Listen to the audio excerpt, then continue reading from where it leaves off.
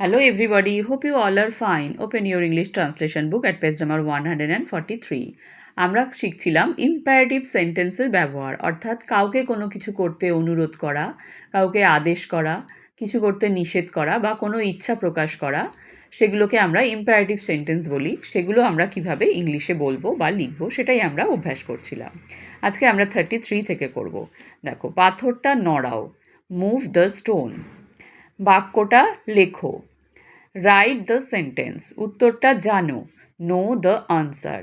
তাকে ডাকো, call her or call him. মেঝেটা পরিষ্কার করো, ক্লিন দ্য ফ্লোর। ছবিটা আঁকো, ড্র দ্য পিকচার। পাথরটা ভাঙো, ব্রেক দ্য স্টোন।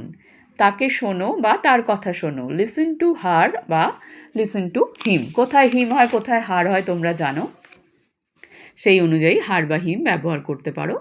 খাবারটা খাও, ইট দ্য ফুড। দয়া করে আমাকে বা আমার কথা শোনো। দেখো, এখানে আমরা দয়া করে দেখছি, অর্থাৎ অনুরোধ করা হচ্ছে। যখনই আমরা কাউকে অনুরোধ করব তখন সেই বাক্যটা সবসময় প্লিজ দিয়ে শুরু হবে। Please hear me out. ফুলটা তোলো, প্লাক দ্য ফ্লাওয়ার। চুলটা আঁচড়াও, কোম দ্য হেয়ার।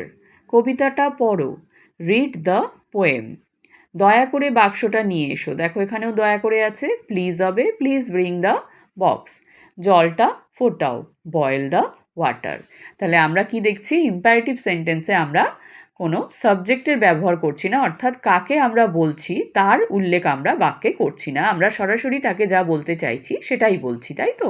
এইভাবে তোমরা নিজেরাও যখন ইম্পারেটিভ সেন্টেন্স বা এই ধরনের অনুরোধ করা, কাউকে আদেশ করা, কোনো কিছু করতে বলা, বারণ করা করবে বা কোনো ইচ্ছা প্রকাশ করবে, তখন এইভাবে তোমরা ইংরাজিতে বলার এবং ভাবার চেষ্টা করবে।